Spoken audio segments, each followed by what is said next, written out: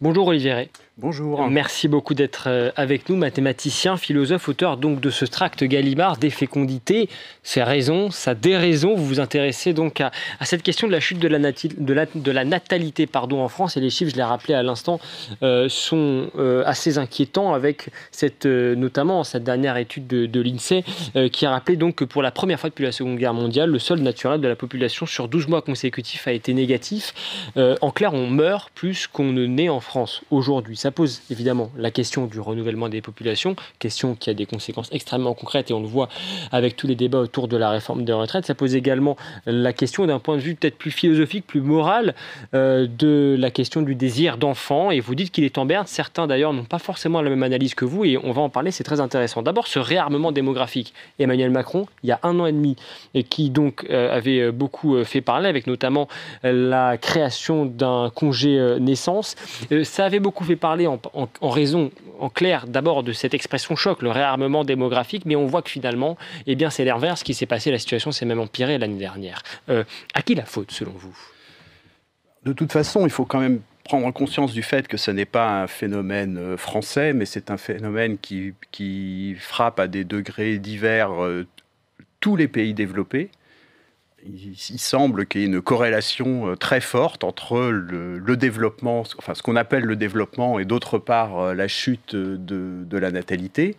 Et en fait, en Europe, la France a été pendant assez longtemps une sorte d'exception en se maintenant à un taux de fécondité supérieur aux autres, qui flirtait avec les 2 enfants par femme, c'est-à-dire on était proche de ce qui est nécessaire, les 2,1 nécessaires pour le renouvellement des générations. C'est-à-dire que la chute, la baisse était là, mais elle était moins importante que chez nos voisins européens. La France est vraiment une singularité démographique, parce que la France, c'est le premier pays qui s'est mis véritablement à la contraception dès le XVIIIe siècle.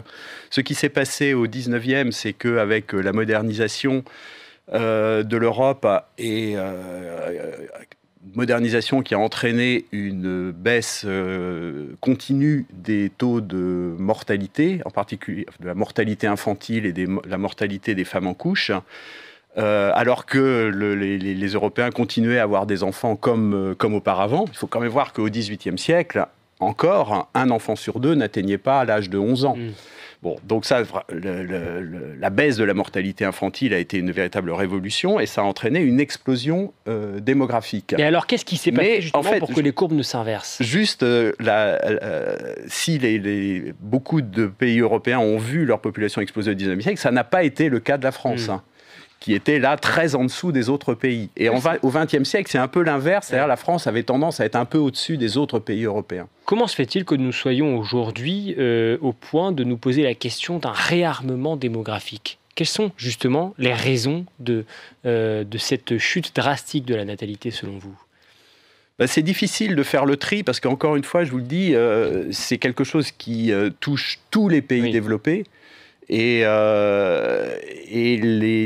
donc il y a des raisons structurelles à cette chute de la démographie. Si vous prenez la Corée du Sud, je crois qu'ils sont en dessous de 1 enfant par femme. Enfin là, mais si on prend l'Italie, l'Espagne, qui doivent être à 1,1 ou 1,2, la Pologne également, c'est encore des situations encore beaucoup plus critiques que la France. La France se maintenait un peu au-dessus, et puis il semblerait que si on poursuit la tendance actuelle, qu'elle aille rejoindre ces pays. Mais donc là, il y a vraiment des raisons très structurelles. Et bon, personnellement, ce que je pense, c'est que les sociétés modernes telles que nous les connaissons ne sont pas du tout structurées pour accueillir correctement les enfants. Et vous abordez notamment la question également dans ce tract d'un point de vue moral et philosophique.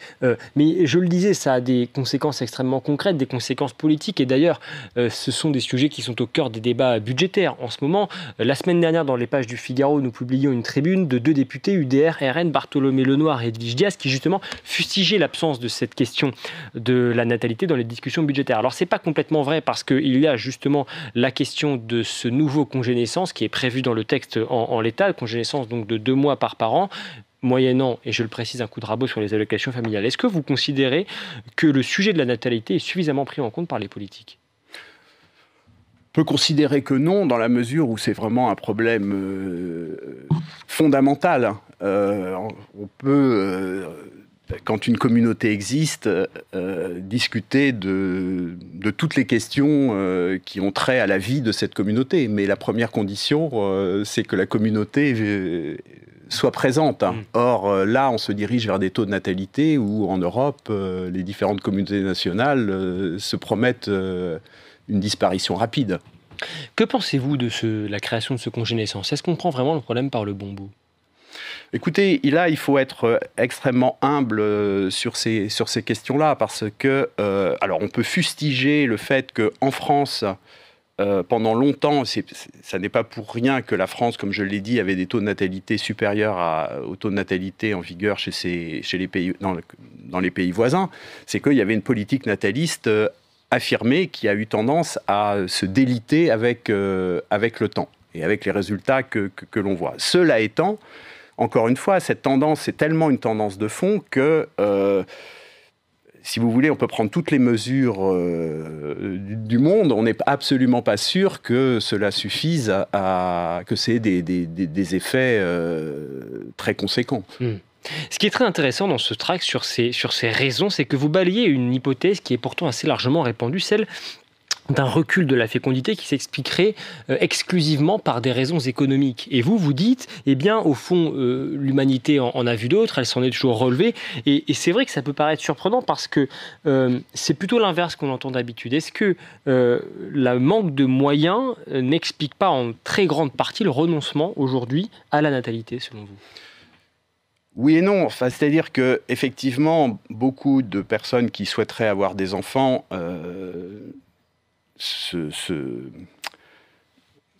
sont dissuadées de passer à l'acte au nom de considérations économiques. Mais quand on regarde aussi l'histoire, on se rend compte que, objectivement, les conditions économiques aujourd'hui sont bien supérieures à ce qu'elles étaient par le passé. Et donc, ce qui a changé, ça n'est pas tant que les conditions économiques se sont objectivement dégradées, c'est que nous vivons dans un monde où les considérations économiques sont devenues absolument déterminantes. Donc, effectivement, c'est d'abord d'un point de vue économique que la question va être abordée. Mais pendant des millénaires, si vous voulez, les gens ont eu des enfants sans avoir ce souci-là, alors même qu'ils allaient vivre dans une très grande précarité. Et c'est dans ce sens que vous parlez aujourd'hui d'une défection intérieure, d'une forme de refus intérieur de transmettre la vie. Ce que je pense, c'est que pourquoi les sociétés contemporaines développées ont tant de mal à avoir des enfants, je pense que c'est lié à un phénomène massif qu'avait très bien diagnostiqué le grand sociologue allemand de la fin du 19e siècle, Tönnies, le passage de la communauté à la société. Et en fait, le cadre naturel pour accueillir des enfants, c'est une communauté. C'est-à-dire, en fait, la famille, certes le père et la mère, mais aussi la famille au sens large, la famille élargie, les voisins, toute une communauté qui prend en charge l'éducation des enfants. Parce que éduquer des enfants, c'est la plus grande entreprise auquel nous autres êtres humains sommes confrontés. Et une personne isolée ou deux personnes, en fait, c'est pas assez. Et si je pense en particulier à quelque chose qui est fondamental, c'est le rôle des grands-parents. Alors, si vous avez les grands-parents qui habitent juste à côté, ou bien si vous avez les grands-parents qui habitent à 1000 km, ça change radicalement les choses. Et vous voyez, là, ça, c'est pas une question de moyens économiques. Là, c'est une question de moyens humains. Alors, ce qui se passe, c'est que, comme on n'a plus le cadre communautaire adéquat pour élever les enfants, on a mis en place des structures énormes pour prendre en charge les enfants, pour décharger les parents des enfants, c'est-à-dire les crèches, puis le système scolaire. Mais c'est vrai, et vous dites d'ailleurs, au bout du compte, on aide moins les parents à avoir des enfants qu'on aide leur vie professionnelle à ne pas être perturbés par les enfants. C'est-à-dire qu'on voit aujourd'hui les enfants comme une perturbation, en tout cas, on ne voit plus forcément cela comme un bien en soi.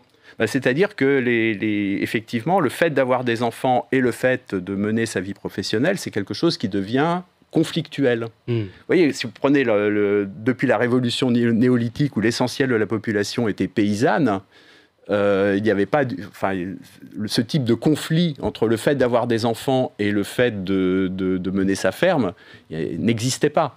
En revanche, quand on a un travail salarié, qu'on travaille loin de chez soi, qu'on a des transports, etc., effectivement, le conflit existe. Mais l'enfant aujourd'hui est, à vous suivre, plus vu par la population générale comme un sacerdoce que comme bien une forme d'accomplissement.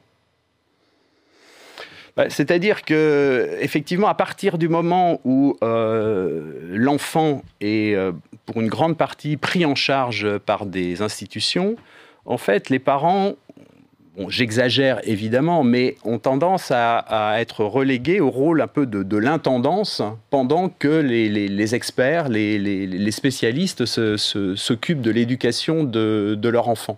Et donc, effectivement, les parents, en même temps que par toutes ces structures, ils sont aidés à avoir des enfants, ils sont un peu dépossédés aussi de la véritable éducation de leurs enfants.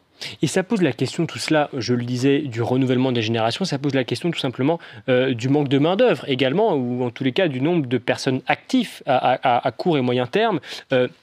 Vous écrivez là aussi, le recours à l'immigration pour colmater les béances est largement préféré aux mesures qui empêcheraient ces béances d'apparaître. Pourtant, justement, des études, et notamment une étude récente de la Fondapol, montrent que les Français estiment que l'immigration n'est pas une solution pour, justement, contrer la baisse des naissances. Est-ce qu'il y a une fracture entre la vision des Français et puis ce qui est mis en œuvre au niveau politique ? Là, il est extrêmement clair qu'au niveau national, mais aussi encore plus au niveau européen, la réponse qui est donnée à la dénatalité, c'est une immigration massive. Là, Jean-Paul Delevoye, qui était le haut-commissaire aux retraites avant que le cumul de toutes ces différentes fonctions ne l'oblige à démissionner, le disait extrêmement clairement, on n'a pas assez d'enfants, donc il faut repousser l'âge de la retraite et avoir une immigration massive. Est-ce que vous estimez, comme certains le disent, que ça ne vient pas résoudre le problème de fond qui est qu'au fond, une société sans enfants, par définition, elle est vouée à disparaître ? Ah oui, clairement. En fait, ce qu'on voit s'accomplir actuellement, c'est la prophétie de Nietzsche à la fin du XIXe siècle, qui voyait les progrès du nihilisme en Europe, et ce qui pouvait être pris ici comme l'idiosyncrasie d'un philosophe un peu fou, en fait, là, se matérialise de manière extrêmement concrète dans la non-transmission de la vie. Il y a également à prendre en compte un mouvement dont on parle beaucoup dans les médias, le mouvement des No Kids, avec en toile de fond l'idée selon laquelle avoir des enfants serait mauvais pour l'environnement. Est-ce que vous pensez que ce mouvement est un réel mouvement d'ampleur ? Certains disent au fond, c'est pas quelque chose qui est réellement représentatif de la population française. Non, je ne pense pas. C'est un mouvement qui fait beaucoup de bruit, mais qui n'est pas représentatif. En fait, là, je passe en revue un certain nombre de raisons qui me semblent les plus importantes de la dénatalité, et je reconnais la solidité, si vous voulez, de ces raisons. Ce que je lui oppose, ça n'est pas un déni. Je reconnais la difficulté aujourd'hui que peut poser le fait d'avoir des enfants. En revanche, ce que je lui oppose, c'est que dans notre monde aujourd'hui, cela demeure à notre portée l'aventure la plus extraordinaire que nous pouvons vivre. Et je cite d'ailleurs à cette occasion Charles Péguy, qui parlait du père de famille. Alors, je lui fais un reproche, il aurait dû ajouter la mère de famille, parce qu'elle est largement aussi concernée. Donc, on pourrait dire le père de famille et la mère de famille sont les grands aventuriers modernes. Et c'est vrai que vous faites effectivement cet éloge de l'aventure, pour justement vous inscrire en faux par rapport à ces discours que nous évoquions à l'instant. Vous dites, quand bien même le monde devrait disparaître prochainement, il nous resterait dans l'intervalle à vivre. Il appartient à la vie par essence de se transmettre. C'est peut-être dans cette idée-là que l'on pourra un jour peut-être mettre en œuvre le véritable réarmement démographique ? Oui, vous voyez, aujourd'hui, on est dans un monde où on vit saturé de défis plus ou moins absurdes. Récemment, je crois que c'est cette année ou l'année dernière, le grand trailer Kylian Jornet a escalader les 82 sommets de plus de 4000 mètres dans les Alpes en moins de 3 semaines. Mais je dois dire que avoir des enfants et les élever correctement, c'est une performance qui est immensément plus grande que cela. Et donc, en fait, ça, c'est vraiment la grande aventure moderne et qui est à la portée de chacun de nous. Merci, Olivier Rey. Le message, en tout cas, est passé. Je rappelle le titre de ce tract, donc, des fécondités. C'est raison, ça déraison. Et c'est un tract extrêmement intéressant, instructif, qu'on recommande chaudement. Merci beaucoup. Merci à vous.